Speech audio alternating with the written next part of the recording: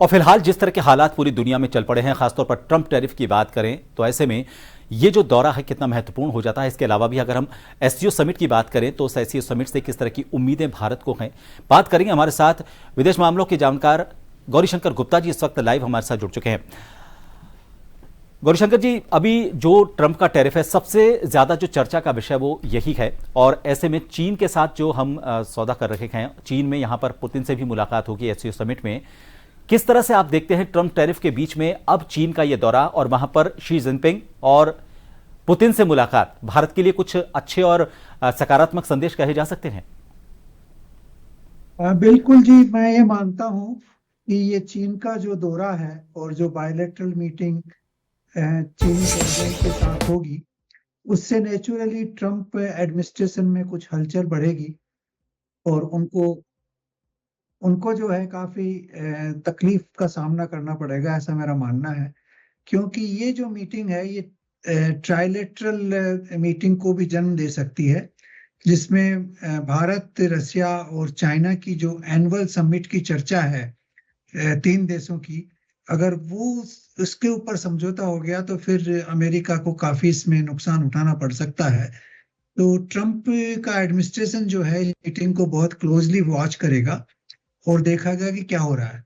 लेकिन मैं इसमें एक प्रिकॉशन देना चाहूंगा, क्योंकि भारत और चीन के संबंध में कई चैलेंजेस हैं। पहला तो हमारी बाउंड्री की इशू काफी कॉम्प्लिकेटेड है, और दूसरा जो है जो पाकिस्तान चाइना कॉरिडोर है, जो पाक ऑक्यूपाइड कश्मीर से निकलती है, जिसमें हमारा सोवरेन टेरिटरी है, उसका उपयोग किया गया है। और तीसरा, पाकिस्तान और चाइना के जो क्लोज रिलेशंस हैं, चाहे वो आर्मामेंट्स हो, चाहे न्यूक्लियर टेक्नोलॉजी हो, चाहे और किसी मुद्दे पे हो, ये तीनों बड़े चैलेंज हमारे को फेस करने पड़ेंगे। इसलिए मेरा ये मानना है कि अभी तो ये वाटर टेस्टिंग, मतलब क्या आगे बढ़ेगा, अगर चाइना के रुख में वास्तव में एक परिवर्तन दिखाई देगा, तो हमें धीरे धीरे उसको समझ के आगे बढ़ना चाहिए चाइना के साथ। अगर चाइना का रुख जो है वही दोगला रहा जो पहले रहा है, तो फिर हमारे को इसमें काफी सावधानी बरतनी पड़ेगी। लेकिन अभी मेरा मानना है कि जो स्टेटमेंट चाइना के एम्बेसडर ने दिल्ली में दिए हैं, वो स्टेटमेंट बड़े पॉजिटिव हैं। और ऐसे ही कुछ स्टेटमेंट मैंने चाइना के लोगों से, चाइनीज यूनिवर्सिटीज के जो इंटरव्यू चल रहे हैं टीवी चैनल्स पे, उन पे सुने हैं। वो बात कर रहे हैं कि इंडिया और चाइना जो है वो पुरानी सभ्यताएं हैं, हमारे संबंध बहुत स्ट्रोंग रहे हैं। तो उन चीजों को जो रेफरेंस दिया हुआ है और जो समस्याएं हैं उनको निपटा के आगे बढ़ सकते हैं। तो हो सकता है कोई पॉजिटिव एटमॉस्फेयर बने। केयरफुल रह के चलना पड़ेगा जी।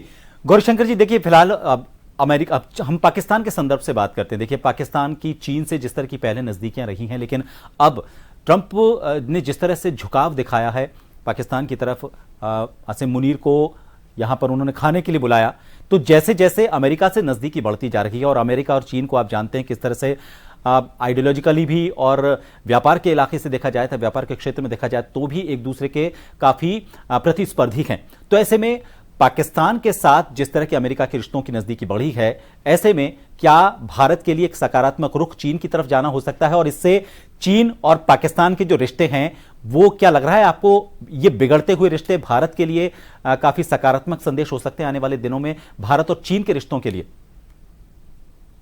देखिए, चीन और पाकिस्तान के रिश्तों में थोड़ी सी केयरफुलनेस जरूर आई है।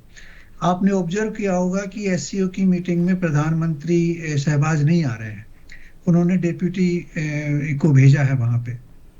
तो कुछ ना कुछ जरूर दोनों देशों के बीच में घट रहा है। पर्टिकुलरली आसिम मुनीर का जो दौरा हुआ था ट्रंप एडमिनिस्ट्रेशन में, और जब उन्होंने ट्रंप को पीस प्राइज के लिए नॉमिनेट किया है, उसको सोच के जरूर चाइना ने रीथिंक किया होगा।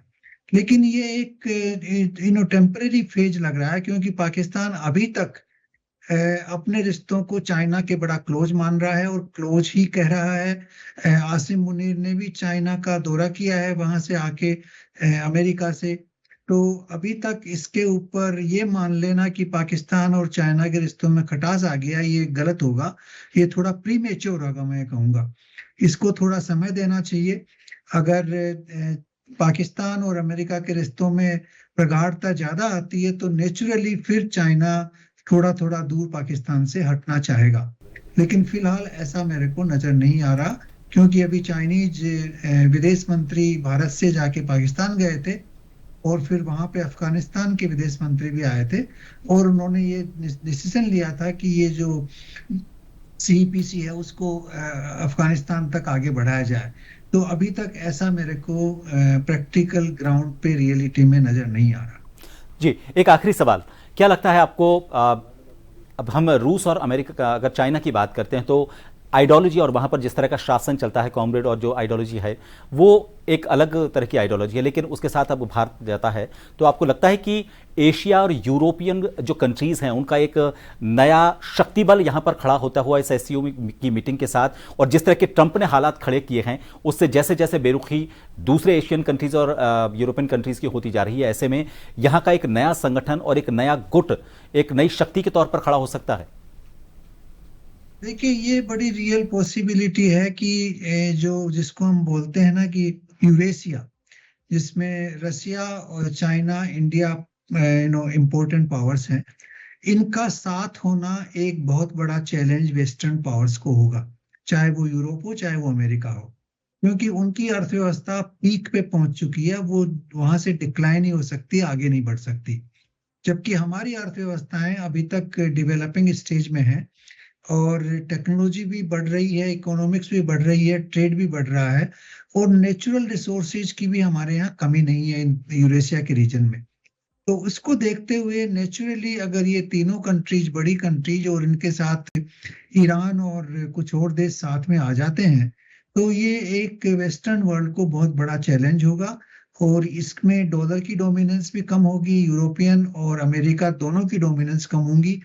आप जानते हैं लेटिन अमेरिका वाले भी अमेरिका के खिलाफ खड़े हो रहे हैं। अभी तो कनाडा का रुख भी काफी गर्म है अमेरिका के अगेंस्ट में। तो इन सबको देखते हुए ये तीनों देशों का और उनके कुछ और सहयोगियों का साथ आना वेस्टर्न वर्ल्ड को बहुत बड़ा चैलेंज पोज करेगा। बहुत बहुत शुक्रिया गौरीशंकर जी, और ये आपने वाकई सही कहा कि अभी खैर देखना होगा, लेकिन जिस तरह के हालात हैं ऐसे में हमें उम्मीद नहीं छोड़नी चाहिए। एससीओ की मीटिंग होगी, उसके बाद अच्छे संकेत मिल सकते हैं, और जिस तरह की कोशिशें भारत सरकार की तरफ से की जा रही है, चाहे रूस के साथ संबंधों को और प्रगाढ़ करने को लेकर बात करें या फिर हम चाइना के साथ अपने जो सीमाई रिश्ते हैं उनको तो बेहतर बनाना ही है, लेकिन इसके अलावा व्यापारिक और दूसरे जो रिश्ते हैं उनको भी और प्रगाढ़ कर सकें, इन कोशिशों को इस दौरे से बल मिलेगा।